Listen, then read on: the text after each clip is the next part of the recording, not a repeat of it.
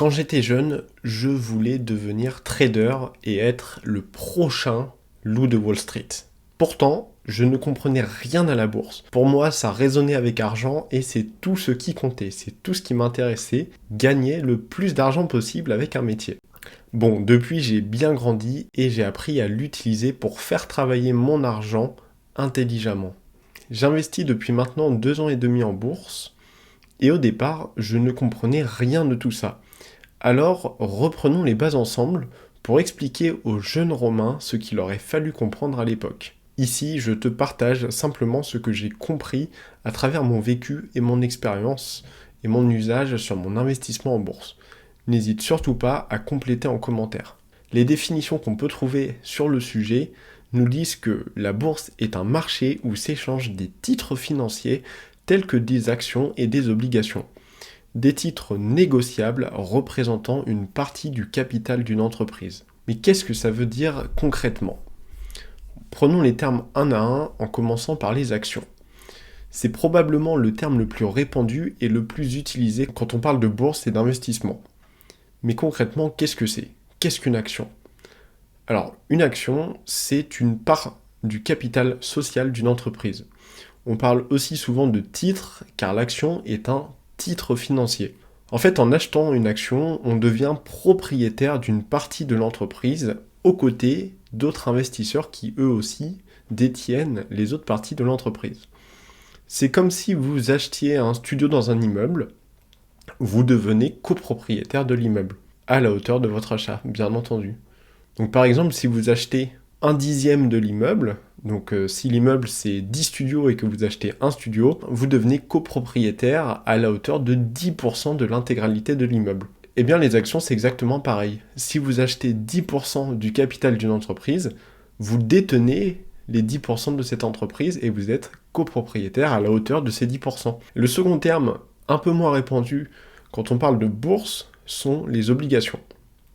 Alors personnellement, je n'investis pas en obligations, mais je te partage quand même ce que j'ai compris en creusant sur le sujet. Une obligation, c'est comme un contrat financier passé avec l'entreprise.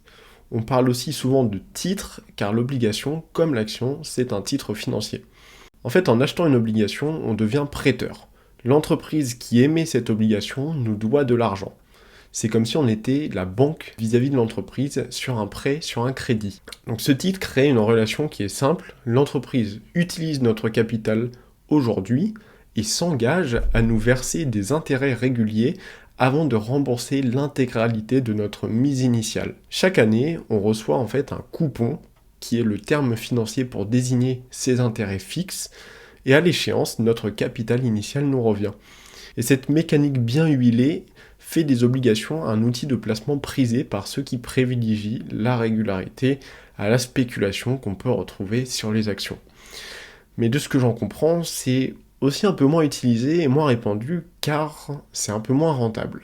Bon, maintenant qu'on sait ce que sont les actions et les obligations, qu'on comprend grosso modo ce que sont les titres financiers, reprenons notre définition en se focalisant sur les actions car ce sont elles qui m'intéressent davantage et que je comprends le mieux, puisque c'est avec elles que je fais travailler mon argent. Donc la bourse est un marché où s'échangent des titres financiers tels que des actions et des obligations, des titres négociables représentant une partie du capital d'une entreprise. En fait, la bourse, c'est une énorme plateforme d'échange d'actions. C'est pour ça qu'on l'appelle le marché, car c'est là où s'échangent des actions, des titres, des obligations, des titres financiers, on l'aura compris. En fait, c'est comme au marché. C'est comme si vous achetiez vos fruits et vos légumes, sauf que là, vos fruits et vos légumes représentent une part d'une entreprise et sont totalement dématérialisés. Et pourquoi on parle d'échange ? Car on échange de l'argent contre un titre financier. Par exemple, j'échange mes 315 $ contre une action Google. Donc, en échange de mon argent, j'obtiens une entrée au capital de Google et je deviens copropriétaire à la hauteur de mon investissement. La petite subtilité avec un marché traditionnel, c'est que si vous le souhaitez, vous pouvez revendre vos fruits et légumes là où vous les avez achetés. Pour gagner de l'argent grâce à la bourse, pour nous particuliers, il existe 2 voies principales. Les dividendes et la plus-value en capital. Commençons par les dividendes. L'entreprise dans laquelle vous avez investi, dans laquelle vous êtes copropriétaire, peut vous verser une partie de ses gains chaque année si elle est bénéficiaire. Et c'est ce qu'on appelle des dividendes. Et être bénéficiaire, ça veut tout simplement dire que les résultats nets de l'entreprise sont positifs. Soit que l'entreprise, sur une année, a généré plus d'argent qu'elle n'en a dépensé. Alors les dividendes ne sont pas obligatoires, c'est l'entreprise qui décide de les verser ou non à ses investisseurs. Il faut tout de même noter qu'un dividende, ce n'est pas un gain magique. Le dividende est détaché du cours de l'action. Mais psychologiquement et fiscalement, ça reste une façon différente de percevoir la performance. Le second moyen pour gagner de l'argent en bourse, et c'est celui qui m'intéresse personnellement le plus, c'est la plus-value en capital. La plus-value en capital, elle peut s'illustrer très simplement. Si vous achetez une action 100$ et que l'entreprise performe avec le temps, que l'action vaut maintenant 120$, alors vous faites une plus-value de 20$ en capital grâce à une performance de 20%. Ce qui signifie que les fruits que vous avez payés 100$ par exemple valent à présent 120$. Et pour toucher ces 20$ que vous avez gagnés, puisque ça reste théorique tant que vous n'avez pas revendu. Donc pour les gagner, il suffit de revendre vos fruits. Et donc de revendre vos actions. C'est pour ça qu'on appelle ça des plus-values latentes. Elles sont latentes tant qu'on n'a pas retiré l'argent, tant qu'on n'a pas revendu nos parts. Mais la question qu'on peut se poser ici, c'est comment est-ce que la valeur d'une entreprise peut augmenter ? Comment est-ce qu'une action qui valait 100$ peut valoir à présent 120$? Eh bien, les cours boursiers changent en fonction de l'offre et de la demande. Et si plusieurs investisseurs veulent acheter un titre, ce qui représente la demande, plutôt que de le vendre, ce qui représente l'offre, alors le cours d'une action va augmenter, et si à l'opposé, plusieurs préfèrent vendre plutôt que d'acheter, le cours va diminuer. Si la demande est plus forte, le prix augmente, si la demande est plus faible, le prix diminue. Si vous êtes plusieurs à vouloir acheter le même fruit, son prix va augmenter. Et à l'inverse, si vous souhaitez tous revendre le même fruit, son prix va diminuer. C'est là qu'on comprend que la bourse, à court terme du moins, n'est que spéculation. Ce qui fait la performance de la bourse sont les croyances des investisseurs. Je crois que le prix va augmenter, donc je mise à la hausse. Je crois que le prix va descendre, donc je mise à la baisse. Mais en réalité, on ne peut pas le prédire. Alors pourquoi les entreprises qui performent en bourse performent-elles ? C'est la question qu'on peut se poser. On sait que c'est parce que la demande dépasse l'offre, et donc le prix augmente dans le temps, car les investisseurs croient en ces entreprises, mais qu'est-ce qui génère la croyance de ces investisseurs ? Sur quoi les investisseurs se basent pour estimer que la valeur d'une entreprise va augmenter dans le temps ? Eh bien c'est assez compliqué et il y a vraiment de nombreux facteurs à prendre en compte.